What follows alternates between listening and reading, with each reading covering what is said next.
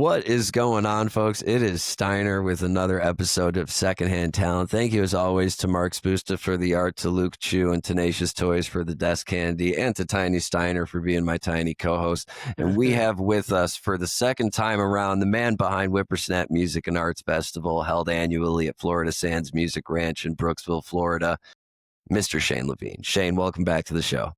Thank you for having me.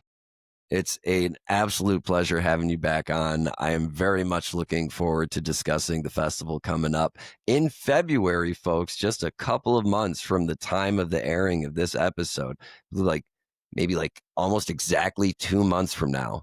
It will be happening. It'll be happening. Shane, I got to ask, coming back to the show, now that you kind of have an idea of what Secondhand Talent is, we had you on in season 3. Kind of curious, now that some time has passed for both of us, what does Secondhand Talent mean to you today?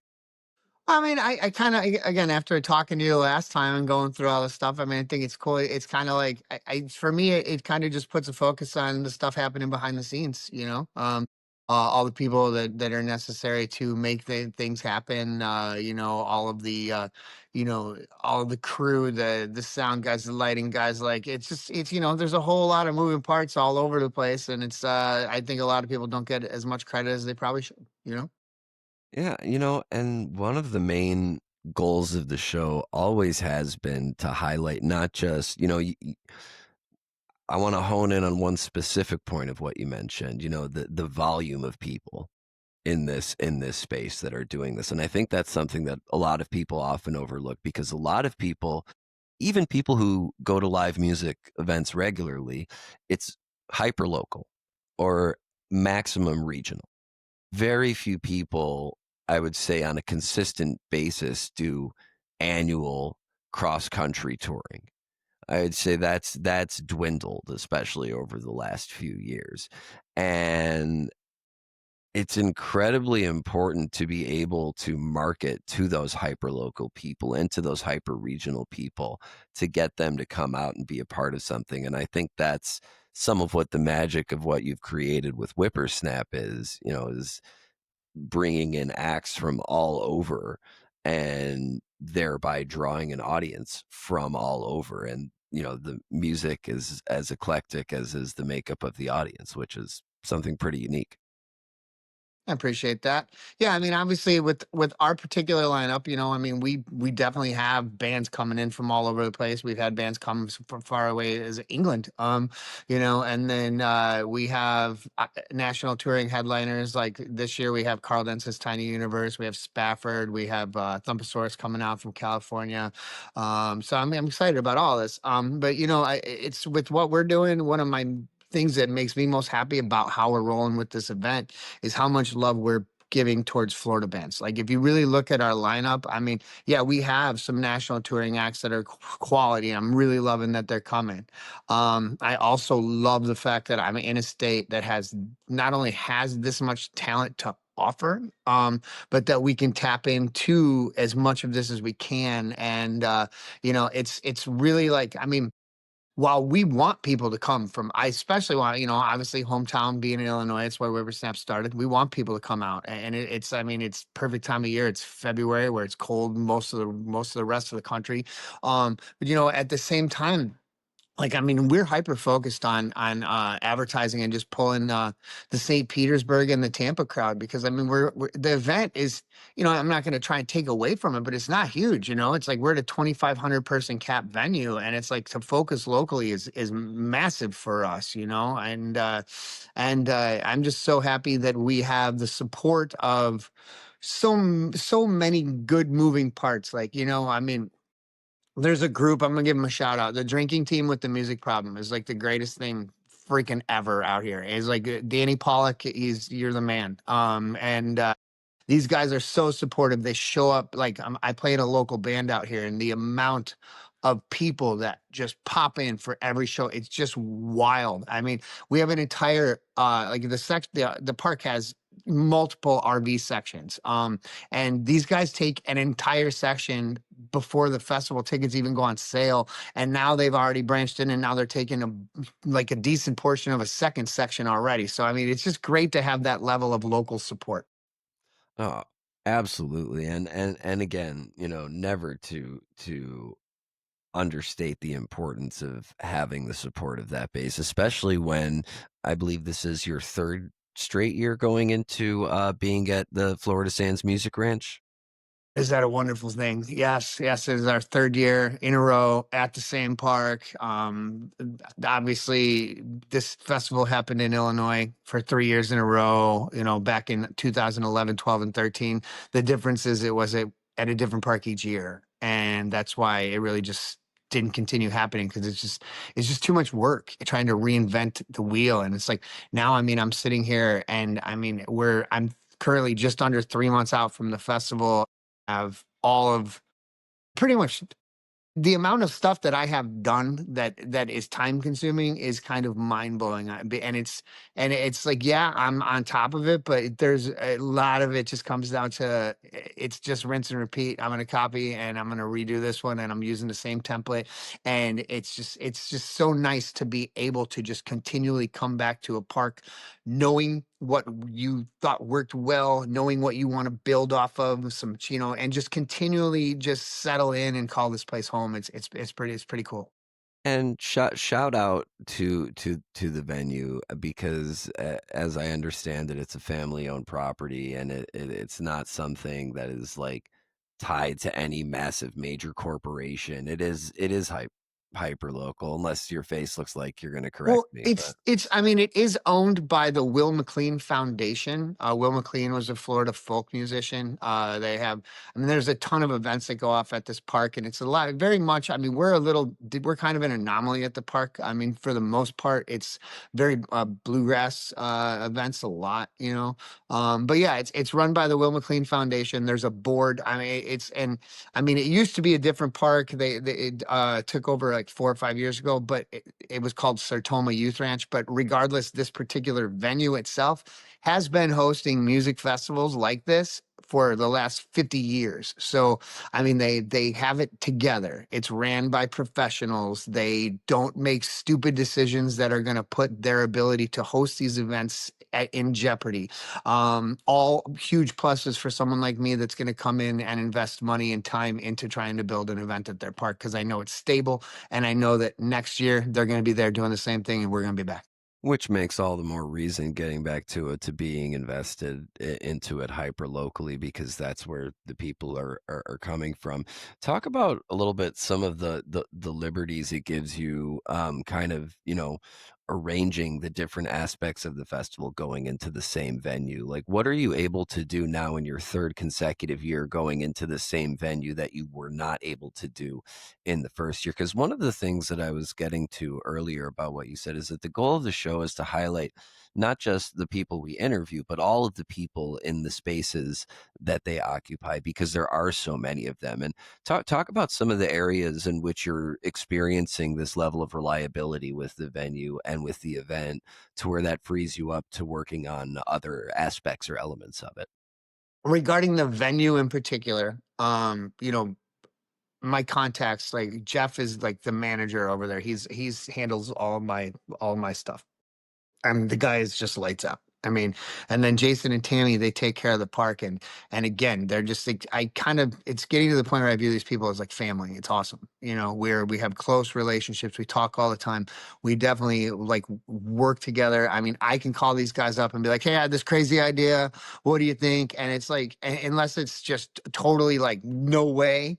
I mean, they're working with me so much to make things happen. Like I mean, coming into a 3rd year, right? In my contract, and in my contract every year, it's been that there's no keg beer of any kind allowed at this park, right?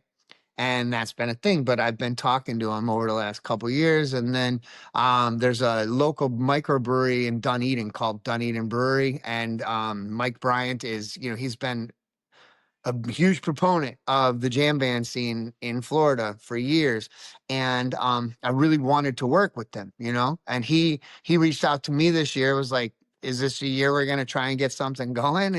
And the park, again, I reached out to my contact at the park. I reached out to Jeff, and I was like, "Is this something we can make happen?" And We did, and so now this year, they're Dunedin's Brewery is the sponsor of the festival. All of our artist hospitality is all covered, and they're bringing out the beer truck and selling their microbrews at the fest. They're brewing a special beer called the Sipper Snap. It's a 4% like light citrus IPA that's like low calories. Hell Like yes. yeah, it's awesome. I mean, so like these types of things, it's like when you start to establish relationships with the people, and they know who you are, then they're willing to like work with you to make things happen that are going to make it, life better for everybody, I guess. Yeah. um So those types of those types of lateral steps into creativity are absolutely one of the things that I had in mind that I was hoping you would speak on. And I think, kind of just digging one layer underneath that, it's having, and correct me if I'm wrong again, it's having that level of stability and trust in the folks who you've been working with to be able to focus more energy on branching out into those partnerships or into something like having keg beer at a festival. It's that reliability in and trust in the folks who you've been working with year in and year out for the last 3 years, that allows you to focus more on those things, which oh yeah, probably in year one was that super extra. particular thing. Yeah.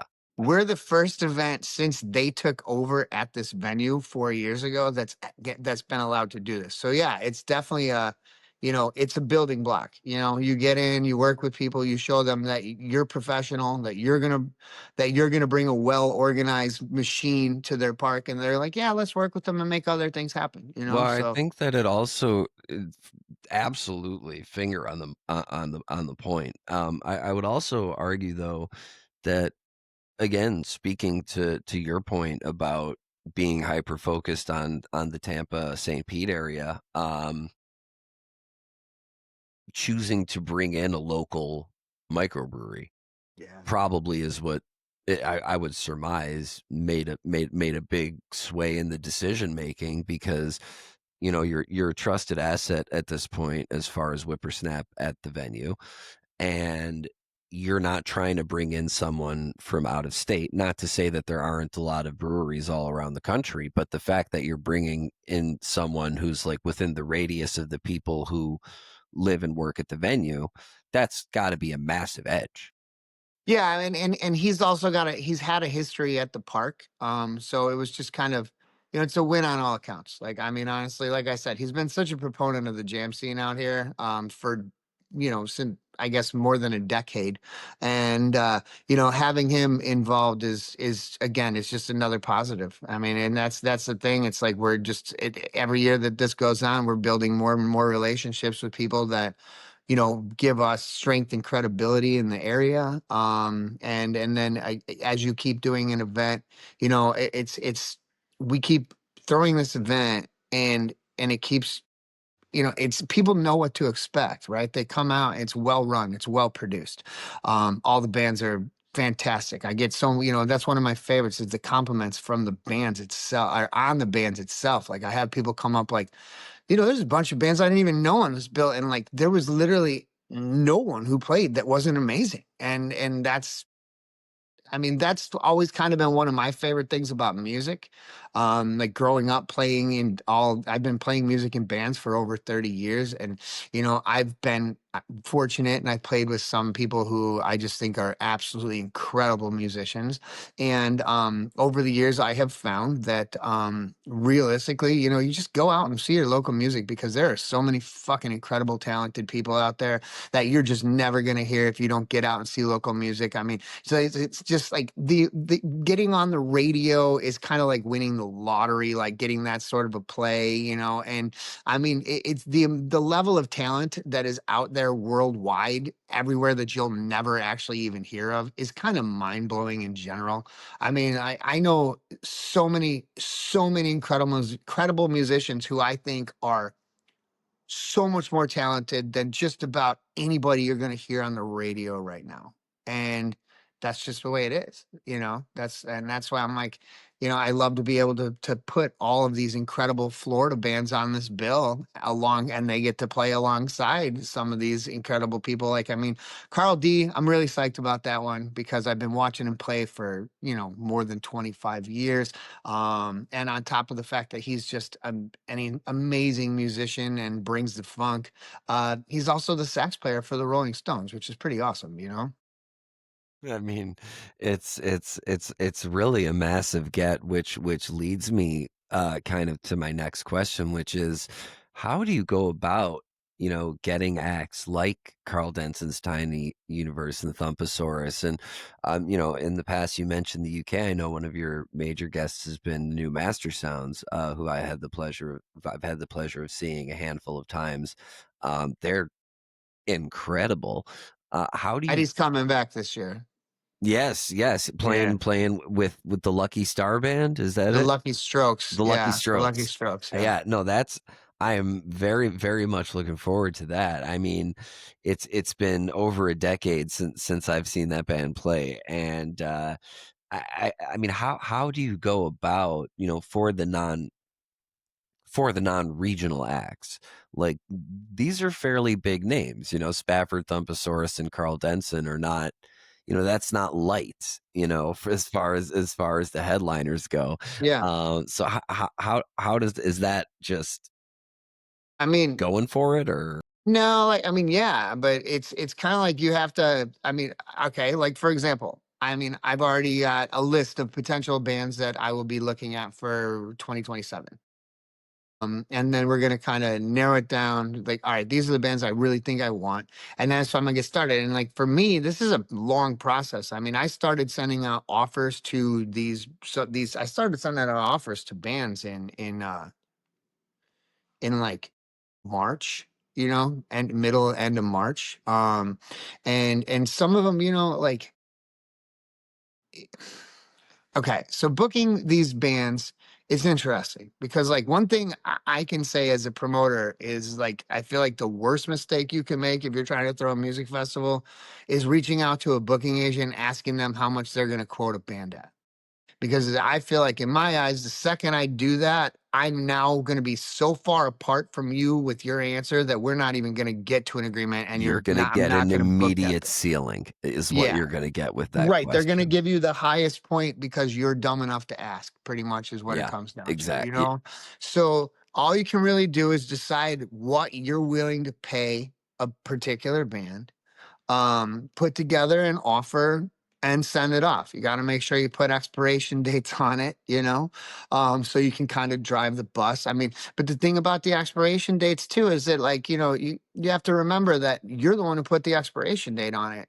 You're the only one who can actually enforce that expiration date, So I mean, there's times I put out like offers for bands where they sit, and I'm pretty sure Spafford, I think that one took like maybe a month longer than I gave for the expiration date, but I had a real good idea it was going to happen. So I was like, let's write it out because I love this band and I wanted to play at this festival. Well, I was about to ask.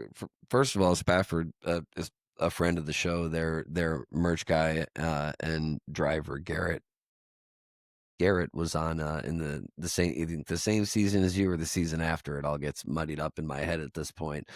So I'm very much looking forward to seeing all those guys again. And I was gonna ask, you being in control of that deadline, do you I mean, you already kinda answered my question is, do you then give some leeway when it's a band that you really want to be able to say like, "Yeah, that expiration date is really just a date that we wrote on a page, don't."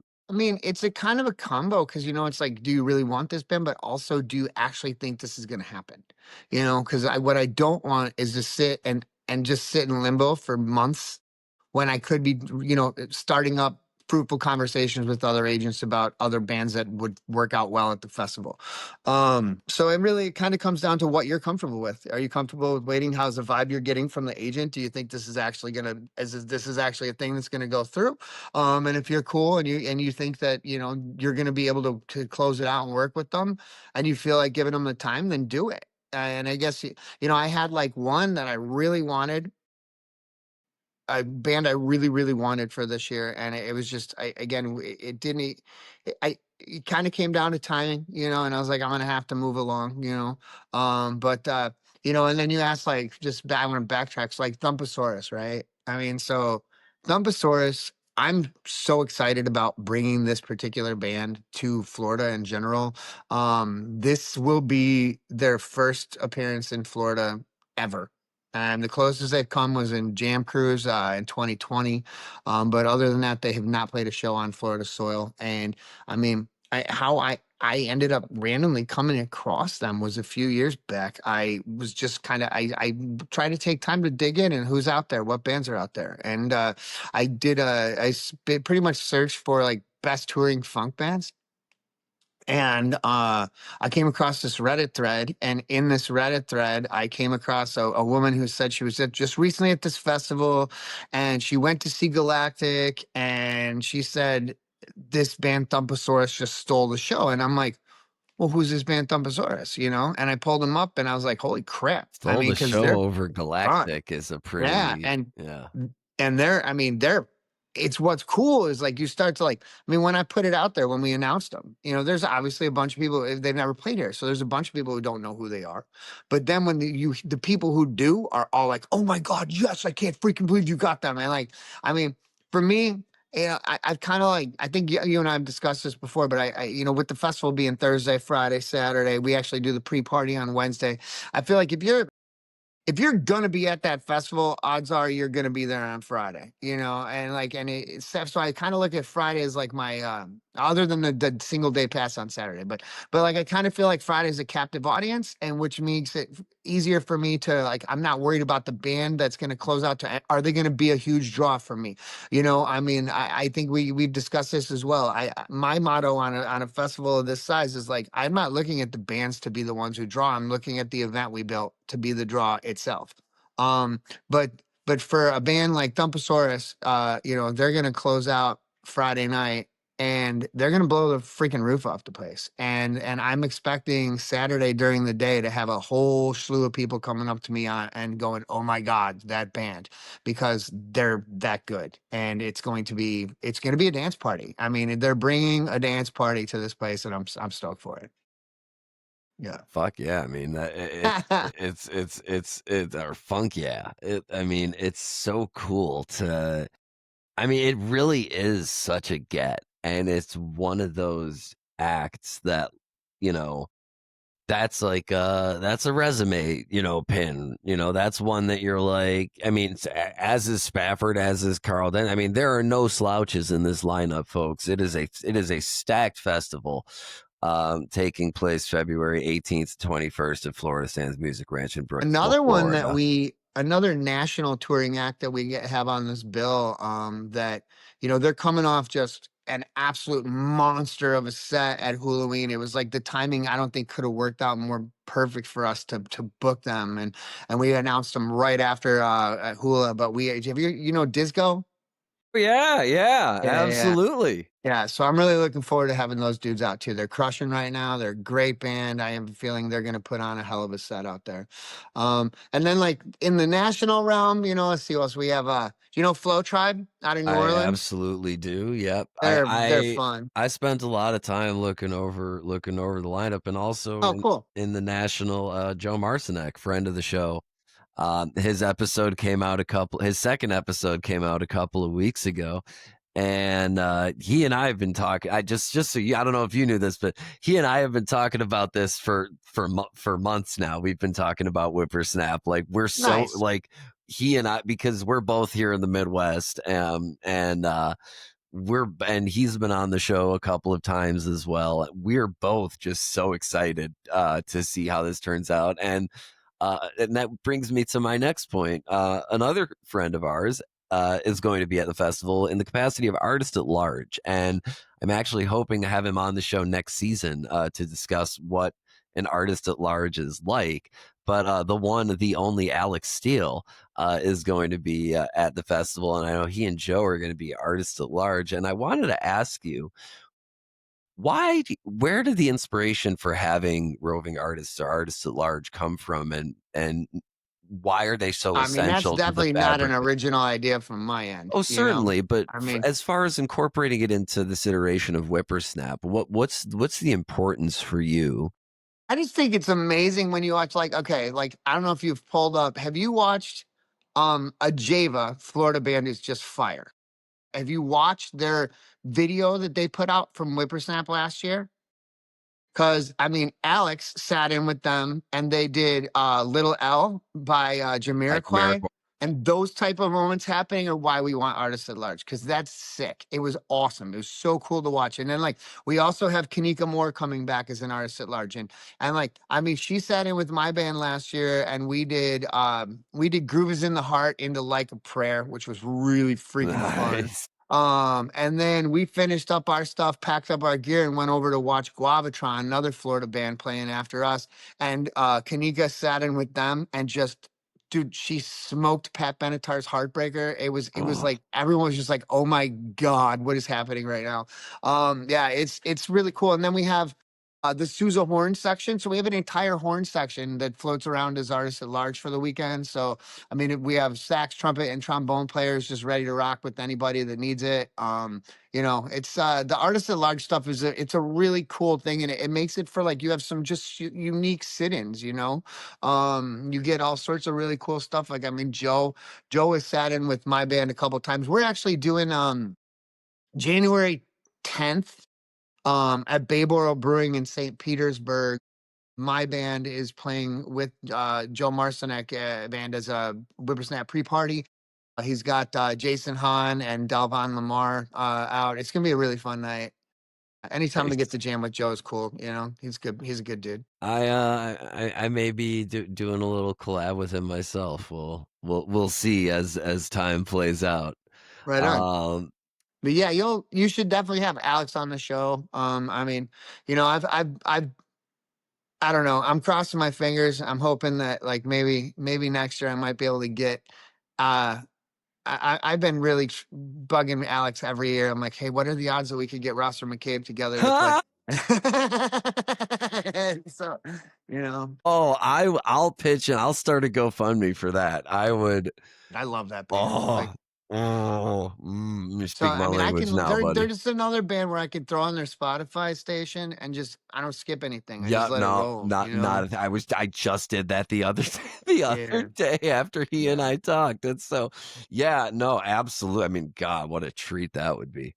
Right? Yeah. I mean, there's stranger things have happened, so we'll see what we can come up with. But yeah, Alex, just honestly, he's such a cool dude. He's such a cool person. Like, I mean, I hadn't seen the guy in years until he came out for the festival last year, and it was like it was like no time had passed. It was like, "What's up, brother?" And we just had such a good time. And I mean, I obviously he had fun because he's coming back. And that's exactly how it felt when I Yeah. talked with him the other day at the time of this taping. He and I got on the phone and, I still had his number somehow, and I gave it. I was like, "Oh, I hope he hasn't changed his number." And I called him, and he's like, "Hey, who's this?" I'm like, "It's Steiner." He was like, "What?" And we got to catch up and chat. No, it was really a great human being, and like definitely like one of those musicians like Joe, like Kanika, who's just so malleable in what they can do and what they bring to the table. And it is just a genuinely cool thing, I think, and a good tradition to keep alive. Well, and that's another thing is like I'm sure you remember this, but both of these guys had past performances at the Illinois Whippersnap festivals. Their legacy acts out here, and bringing them around is really cool. Tradition on multiple fronts. Yeah. I mean, Alex and Roster McCabe, like Whippersnap year one, they closed out the barn, like they just raged until like 4 o'clock in the morning out there, and that was incredible. Yeah. Joe was playing with Fresh Hops. Yep, Yeah. yep, And yep. I seen it. I seen it. I seen it. It was but it's also I think really speaks to the testament of the evolution of the festival, knowing what it was. And, you know, I'm incredibly excited to see, what it is now. you're gonna love it. You're gonna love this park, dude. Like that's the thing. Like fell in love with this venue. I mean, I got on the grounds and I just could not freaking believe what I was seeing. The way it's set up, the infrastructure that they have to offer. It's like a promoter's dream come true, man. And the fact that it's 30 minutes from my house makes it so much easier. It's like I can get obsessive with it, which I have. I mean, I've been at that park so many times. I just pop out there and walk around. I'm like, I mean, it's you're just constantly coming up with what if we did this here? What if we did this here? What if we Well, did this here? I was gonna say, even, as an independent festival producer, like, you kinda have to get obsessed with it. Because if you don't get it's kind of like with Secondhand Talent, I have to be obsessed with it, because if I'm not obsessed with it, who is going to be? And, if you're not gonna be obsessed with the festival, who is going to be? So I can totally relate to that, I mean, and it's just making sure that, you're finding that balance and not obsessing to a fault.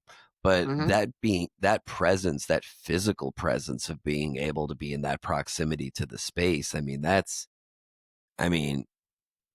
well, that's gotta give you such I mean, that's gotta put you at ease to know that, like, you could go visit the venue and go check things out and actually scale things out in real. Oh, it's exactly. I mean, like I got an idea I'm working on right now because we've done we got that VIP RV option, right? It's a pretty cool option. We supply the RV. You just show up, you're set. And then on top of having like some perks with merch packages and stuff like that you get an on-site liaison that's really just taking care of you, making sure you're comfortable all Check weekend. check the links in the site to make sure if there's any packs still available, folks.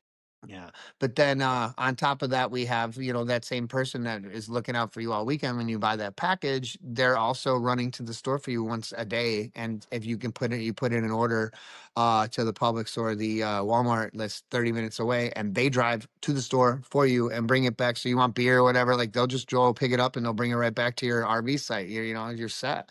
But like we've already last year, we introduced this and it was okay. It went well, but this year we've already sold double what we did last year. And I think, I mean, I'm looking at the stuff, but I think at max, we're really going to sell two more and we're just going to be out because we want to make sure that the RVs we can provide are of quality. But yeah, it's been cool. And so, like, what we're thinking about doing now, because like last year we sold out the entire RVs, every RV site at the venue, we sold out like a month before the festival. And this year I don't have any reason to think it won't be the same way. And then so an idea I pitched to the park was kind of building a VIP RV section where I was responsible for powering it, and I'd have to, I know how to do it. I actually have a call with my rep from the rental company from the Sun Belt to go over like power needs and stuff because you want to make sure if you do something like this, you want to make sure that there's no snafus, everything's You gotta covered. over prepare for Uh, something like that, exactly. yeah. But again, it's once again like back to like the cool things. Like I come up with these crazy ass ideas and I pitch the park on them, and they're like, "Yeah, you can do that." And I'm like, "Okay," So I mean, it allows me to create a bunch more RV sites, and then I can now, again, I don't have to dedicate the ones that I sold for VIP to VIP, and that allows me to have more RV sites at the venue, right? And again, that's only possible or attainable through that consistent, constant communication and work with the venue and that presence and that being there and showing up and being a part of, the fabric of the area. Which again, going back to the beginning of the conversation, speaks to that focus on that hyper regionality, hyper locality, and inclusivity of that Tampa St. Pete region. Yeah, and then we have around the park in a few different spots. We have like after because the stages go down at like on Wednesday, Thursday, it's 11 p.m. that the main stages are down are turned off, and then on Friday, Saturday, it's midnight.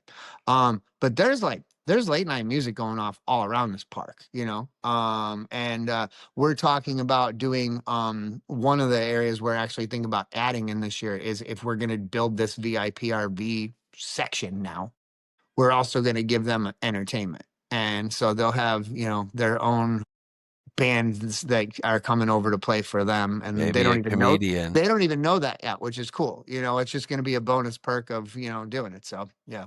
Phenomenal. Outstanding. I love that you're stacking perks along with it and to really actually transcend the experience into something more than just a ticket or an entry.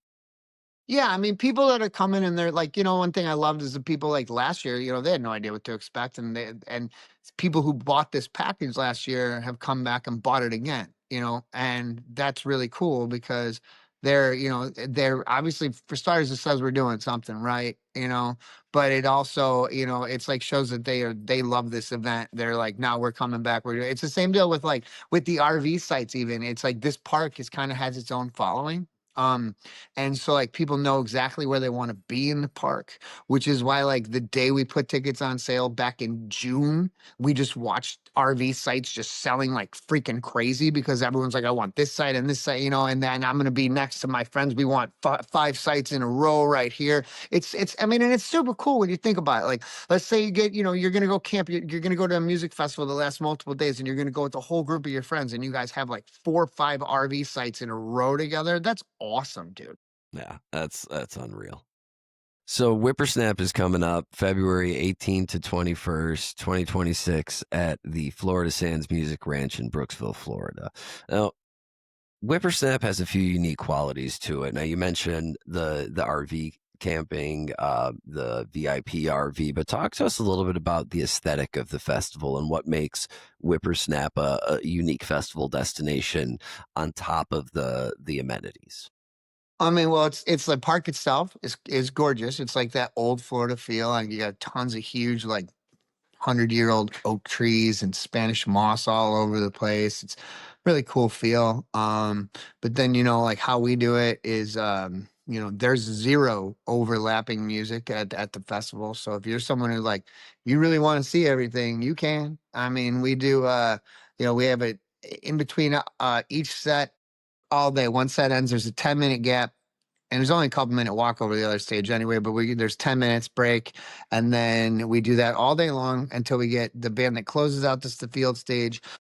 There's a 15-minute gap before the headliner kicks off. But other than that, again, it bounces back and forth. One stage finishes 10 minutes later and the band's kicking off. And so there's no overlapping music. There's no competing. It's like at an event of this size, you do not want bands to compete for crowd to play in front of. I mean, you want everyone to play in front of as many people as possible. The bands are happy. I mean, as like, for me, coming in year two, right? I remember just watching the bands playing, you know, 1 o'clock in the afternoon and seeing how many people are there watching them play. And I'm like, this is great. Like Mm. this is great. They're having a quality set. It's well attended, and then, obviously at a music festival, there's a lot of stuff going on. There's a lot of stuff going on all over the place. So, I mean, even really, like, even when the headliner's on, odds are you're just not going to have at any given moment, not going to have every person who's at that festival at a stage. So it's like to already, like, for me at a 2,500 person cap venue to think like, oh, let's overlap bands. That's just not an option for me. So, and as someone who's again played in these bands too, and knows what it's like to, you want to, when you're a musician, you want to play in front of people. It's part of getting out and doing it. Well, I think it's a great position to take also as someone who's constructing the festival itself to make that executive decision because as a fan of music, right, one of the things that I detest the most about larger music festivals that aren't set up properly, and no need to name names, but the bleed. When you have multiple bands playing at multiple stages and let's say one's electric and one's acoustic and the sound isn't set up properly, then you just have music on top of music and you just have annoyed attendees. Whereas if you are alternating stages, like you say, not only does each band get a full audience, but each audience gets the full band, which I Yeah, and think the is a stages face huge completely different add. directions. There's no bleed whatsoever. There's no issue with that. I mean, bands can be sound checking, doing their things. There's no problems with any of that. It's great. And then yeah, again, as far as it goes, it's a really cool setup. I mean, and obviously we take production very seriously. We do have Herm Lights coming back to do things again this year. Same laser people, same laser projection mapping people. A lot of the same. It's again, it's building. You're building a rapport with the people. You're building a rapport with these teams, and we have quality sound, quality lighting. I mean, the lighting and the level of production we bring on that realm. You pretty much don't go to events of this size and see anything that touches what we do. I mean, stages are just loaded with moving heads and lasers. Trees are lit up all over the place. There's LED projection mapping on the tree lines with morphing faces, and you walk up into the woods, and there's electric forest camping area. I mean, it's fun. We definitely put a lot into it. And then obviously the music is it's I mean, it's a huge part of coming to this thing, and it's we spend a lot of time like not only just booking, but then thinking about like a flow to the actual event for each day. And I have a lot of fun putting together the schedule, like, all right, what band, how, who's going to go here, who's going to come next, who's following this up, and just the idea is that it's just going to continue to build and build and build and build and build, and at the end of the day it just explodes, and then hit the reset button for tomorrow. I mean, it really is in an oversaturated market, right? It's something to me that really does stand out, not just in the caliber of the artists that you have, of the headliners, of the venue, of the locale, but just like really all the thoughtfulness and intent put into every aspect of the festival, which is to me what makes it incredibly appealing as just as just an attendee, as a music lover, as a festival lover, as a concert lover. Just everything about it, all of the different components make it sound like something that's greater than the sum of all of its parts, and I really genuinely can't wait to experience it for myself. Right on. And then, and one thing I know we just really haven't mentioned, and I want to at least take a second, is that, you know, yeah, it's an adult event for sure. But this event is, if you have kids and you're like, oh, I gotta have to bring my kids, we're a kid friendly event. I mean, we have all sorts of activities for the kids to do. There's a playground at the park. We do scavenger hunts. We do drum workshops for them. We do like tie dye workshops. We did frisbee golf. I mean, just we set it up so the kids have a good time. The parents come out, bring your kids. If you have kids and you want to bring them to the festival, know that there will be other kids there. Know that there's going to be entertainment for them. Know that you're not just going to be sitting there having your kid looking like they hate you because you dragged them to this thing that they are having no fun at. Yeah. And if anyone's on the fence about going to Whippersnap, what's your selling? If you had to boil it down to one selling point, what is it? What's that one thing that's going to convince those people Honestly, who are it's sitting one of on the those fence? things, like, I mean, I can say this, but, you'd have to talk to the people who've been there. One thing I love hearing more than anything from the people who come is, like, they're like, just the vibe of this festival, and it's everyone is there having a damn good time, and it is just, I mean, it's infectious. We have such a good crowd. I mean, that would probably be, for me, that's it. It's like the crowd, the whole overall vibe of the weekend, like, everyone is just out there loving life and having a great time. We it's not a young festival. It's not like we're not like an EDM festival or anything. We're like a funk festival. We do have some bluegrass stuff. We do have some like prog bands. I mean, but we're definitely the EDM stuff is not really my bag, and so we're just we're kind of shy away from that. It's like, I'm not saying like people can't have fun and do it. I feel like it brings a younger crowd, and it brings a crowd that is going to be more of like maybe a handful to deal with. And so I mean, I don't know, we just have a pretty chill crowd, and everyone again just kind of minds their own business, does their own thing, but the whole weekend it pops off, and there's something to do for everyone everywhere you look at all times of day and night. Well, it just sounds to me like a phenomenal experience, and like I said, I can't wait to experience it for myself. Any final words you want to leave the audience with, Shane?